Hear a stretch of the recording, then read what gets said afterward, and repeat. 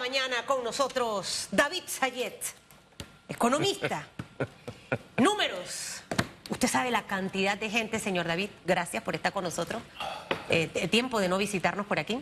La cantidad de micro, pequeños, medianos y grandes empresarios que están esperando a ver qué pasa el domingo. Empresas que ahorita mismo no se están moviendo bien y están de que será que me arriesgo, le meto más plata, hago esto, ¿qué hago? Cierro. O sea, hay una incertidumbre en el aspecto económico que pudiera originar dos factores, y quisiera arrancar por allí la conversa esta mañana. Uno, lo que puede ocurrir el domingo puede generar algún tipo de cambio en la economía panameña, aunque la próxima figura presidencial entre a partir del 1 de julio, o todos estos cambios y movimientos económicos van a darse una vez el nuevo gobierno esté instalado. Arranquemos por ahí. Y bienvenido. Bueno, muchas gracias por la invitación, de verdad, un placer estar aquí de nuevo. Yo creo que esto es muy fácil. Quien gane va a poder dar perspectivas claras, porque ya los planes de gobierno han sido publicados, de qué va a ocurrir en los próximos años, tan siquiera en el corto plazo y obviamente en los próximos 5 años. La economía los primeros meses de este año, increíblemente, pero increíblemente se estaba comportando bien, con excepción del canal, la minería y las exportaciones. Pero, por ejemplo, los contratos de trabajo a febrero habían crecido 7% y varios sectores de la economía, zona libre, 20% de incremento, y el consumo 5%. Obviamente es, como bien tú dices, en el último mes siempre hay una desaceleración. Eso ha ocurrido en todas las elecciones, por cierto, porque viene la incertidumbre. Por ejemplo, ya ahora mismo la gente que iba a hacer compras de bienes capitales, o sea, apartamentos, casas, carros, cosas grandes, mucha gente prefiere esperar. Aguantarse. E incluso el sector financiero también prefiere, mira, si te voy a dar un crédito, Susana Elisa, déjame esperar a ver quién gana antes de darte el crédito si el crédito es muy grande. Y las tasas de interés están muy altas. Entonces, obviamente, la economía increíblemente está creciendo cerca del 4%. Cuidado que pega 4,5% en lo que va al cierre de los primeros 6 meses, pero va a ser claro e importante saber las señales que mande el nuevo presidente en torno a los desafíos tremendos que tiene. ¿Qué señales, vamos a hablar de esas señales que debería enviar el próximo presidente o presidenta de la República? Yo pienso que lo primero es decir que va a hacer todo lo posible para recuperar el grado de inversión. Lo segundo, que va a instaurar de inmediato, ya sea un grupo o una mesa, lo que sea, pero con un plazo de 6 meses a 1 año máximo, con una solución al problema de la Caja del Seguro Social, que es obviamente lo que está pesando más fuerte que la mina, etcétera. Lo que está pesando en el grado de inversión es el tema de la reforma de la Caja del Seguro Social, y luego el problema de la deuda, que sabemos que este año el déficit debería ser 2% de toda la economía, pero va rumbo a estar en 3%, y cuidado que más. No lo digo yo, lo dicen las calificadoras. Entonces, obviamente, ¿cómo va a manejar el tema de las finanzas públicas? Porque bien sabemos, Susan y Hugo, que todas estas promesas no se van a poder pagar como está la situación financiera. ¿Pagar o cumplir? Pagar y cumplir, porque no hay los fondos, tan siquiera los primeros 2 años. Este presupuesto de este año está muy comprometido. Quiero que eso me lo repita. Usted ha dicho una cosa muy clave también para orientar el voto del elector, porque en esta campaña hemos escuchado absolutamente de todo, en la desesperación de que el elector se decida por ese candidato. Y lo que usted nos ha dicho es que esto va a demorar al menos unos 2 años. No voy a hablar ni siquiera de la propuesta para que no piensen que estamos atacando a ciertas candidaturas. Pero en 2 años, y esa luna de miel del panameño que va a decir, oye, David Sayet, tú dijiste que ibas a hacer esto, no está pasando. ¿Por qué? Entendiendo que el próximo presidente de este país tiene altas probabilidades de ser elegido con un bajo nivel de aceptación de la población panameña. Repítame eso y háganos entender para que eso se llame expectativa versus realidad. Que juran que apenas entra el presidente vienen los empleos, viene la inversión, el tren está listo así como con la varita mágica, que uno así que... Sí. ¡cring! Ya, no. Arranca mañana. Bueno, te agrego algo. Con una asamblea fragmentada, cómo haces las reformas económicas, que ya justo hablamos al inicio, para poder arreglar el tema del grado de inversión, el tema de la deuda y las reformas a la Caja del Seguro Social y otras, si tienes una asamblea fragmentada. Entonces, si no logras consolidar, va a ser muy complejo para la siguiente administración lograr hacer algo en el primer año. Obviamente el presupuesto es heredado y está ejecutado, probablemente incluso un poquito más allá, que eso siempre pasa. Que el primer semestre también, porque es el semestre de las construcciones, no quiero entrar en la parte política, sino siempre el primer semestre se ejecuta más que el segundo semestre, porque es verano. Así, en adición, en campaña política, el primer semestre de todos los años electorales se ha ejecutado un poquito más, o a veces un poco mucho más, que el segundo semestre, porque es muy natural que le dejan menos presupuesto a la siguiente administración. El primer año el presupuesto está comprometido, en adición a que tiene que recortar el déficit a 2% y como va cerca del 3,5%. Luego el segundo año viene un recorte de 400 millones de dólares porque la meta fiscal del próximo año es mucho más severa que la de este año. Tienes que recortar a 1,5%. Entonces, en adición, tienes que meter todas estas reformas. Te va a ser muy difícil los primeros 2 años y no creo que haya mucho espacio. Para acabar la idea, tienes el problema de que hay proyectos que están en ejecución que tienes que ir pagando o ir cerrando, como la línea 3 del metro, etcétera. Sí. Los primeros 2 años no hay mucho cupo de inversión. Es la realidad financiera del Estado. Ahora bien, yo sí quiero hablar de política porque es una palabra que algunos han demonizado, pero hay que hablar de política porque hay políticas de gobierno que desarrollar, hay políticas económicas que trazar y no necesariamente ellas también van de la mano con la política partidista ni la politiquería, que esa sí hay que demonizarla, la politiquería. Pero tenemos que hablar de política porque una de las propuestas que hay es una constituyente originaria tan pronto llegó al poder. ¿Eso traería estabilidad económica?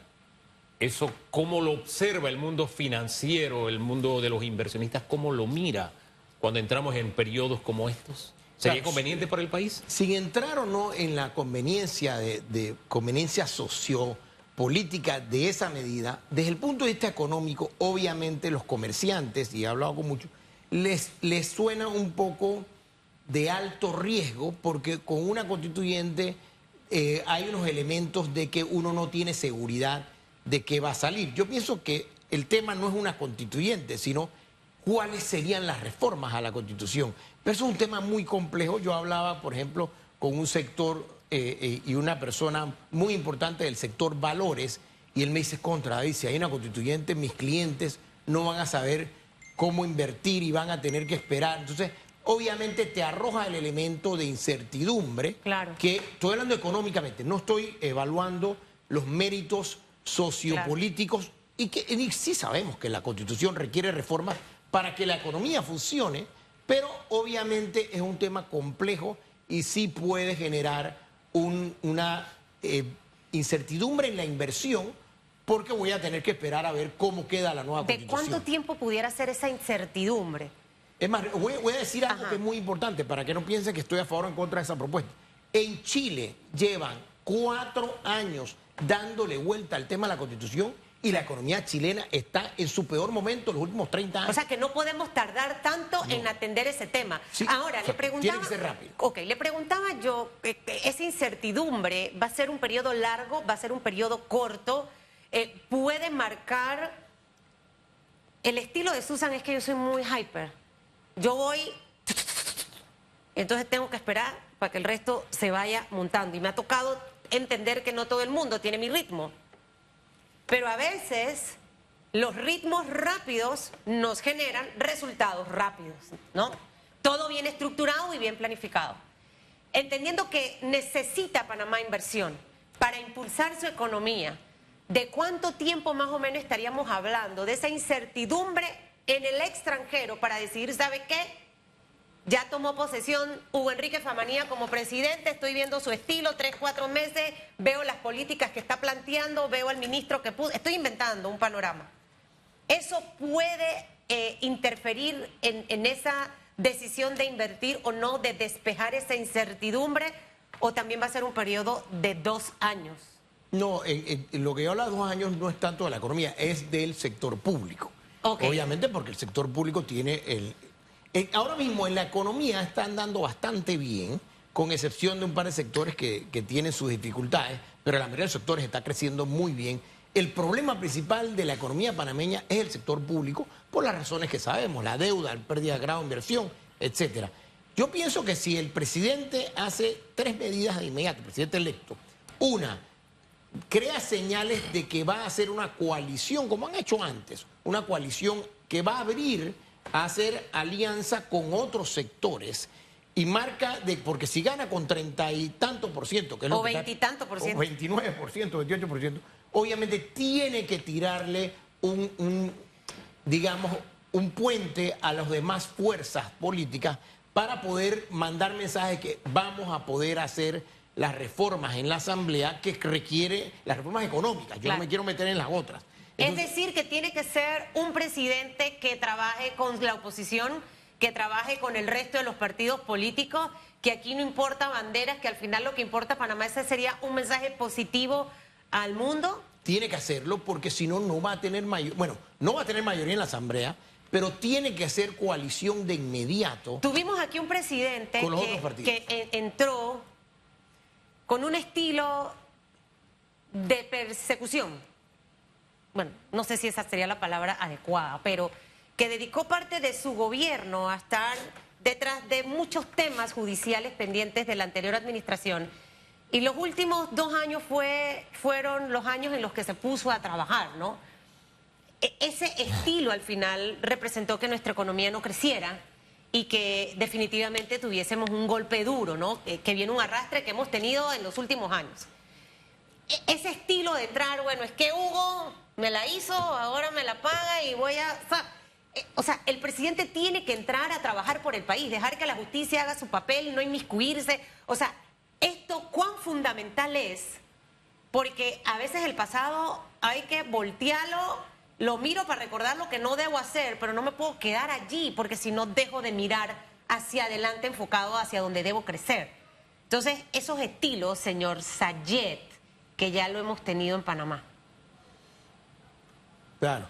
No, al final la ventaja es que ahora nadie puede tener un estilo de ninguna forma porque no va a tener mayoría en la Asamblea. Sabemos que ninguno de los que puede ganar, ninguno de los candidatos va a tener mayoría en la Asamblea. No hay forma que tenga mayoría en la Asamblea, por ende va a tener que lograr acuerdos de inmediato y mandar las señales de que es un gobierno que va a ser abierto con otras fuerzas políticas, económicas y sociales, de manera en que estamos juntos por el país. Y yo creo que si manda esas señales, si designa un buen ministro de Economía, un ministro de Economía que venga conservador, o sea, y esto es mi opinión personal, en las finanzas públicas, Hugo Susan. y Susan, perdón, Susan y Hugo, las finanzas públicas hay que ser conservador, te voy a decir por qué. Porque el dinero no es nuestro. Si es mi dinero, yo puedo no ser conservador. Pero con el dinero ajeno, o sea, piensen ustedes, con el dinero ajeno, si yo te presto $100, pero que mañana digo, cuídamelo ahí, tú tienes que ser más conservadora que si fuera tu dinero. Tu dinero tú puedes irte y te lo gastas todo. Pero el mío deberías guardarlo porque somos amigos. Entonces, él tiene que designar un ministro de Economía conservador financieramente, fiscalmente. Yo no creo que puede subir impuestos, no va a poder. Si lo hace, primero que no va a poder lograr aprobar esa reforma en la Asamblea porque no va a tener mayoría. Así que el tema alto de impuestos Y eliminar va a quedar impuestos, que fuera. también ha estado por ahí rondando eliminar algunos impuestos. Yo sí Entendiendo creo que no pueden tenemos plan. eliminar, pero hay que ver entonces cómo pago esa eliminación de impuestos. La renta sustitutiva, que nunca nos han dicho dónde saldría, pero tendría bueno. que recortar gastos. Sí se puede recortar gastos. Claro. Sabemos que el sector público es muy ineficiente, hay mucha grasa donde recortar, pero va a tener que tener la fuerza política para hacer esos recortes. Ahora, hay mucha grasa de dónde recortar, pero por lo general los gobiernos lo que hacen es corto la grasa del que sale, pero meto mi grasa. Esa es la práctica. Más grasa. Sí, entonces al final, como salvo algunos, queda un poquito de grasa del anterior, más mi grasa, tenemos ese mastodonte que es el Estado Nacional, que todos sostenemos con nuestros impuestos a propósito.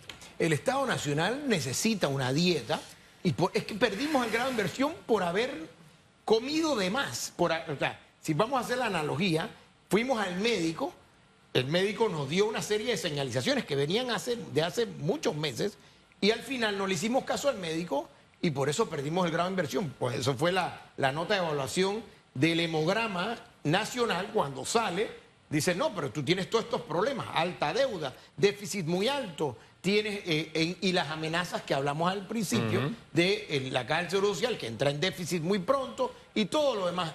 En adición, una posible demanda de una empresa internacional que fue lo que fuese, pero el tema que fue que su contrato fue considerado inconstitucional, pero que igual va a introducir una demanda, y ese es otro desafío que tiene, y te voy a decir un desafío muy importante de la siguiente administración, el manejo con las comunidades para poder lograr que Río Indio o el río que fuese le alimente al canal, porque el canal este año está sufriendo los embates de un régimen de lluvia que, por cierto, algo positivo es que ya empezó a llover. Sí, antes de lo que esperaban los especialistas. Ahora, y eso es positivo. Fíjese que me quedé con su respuesta anterior de el nombramiento del ministro, ¿no?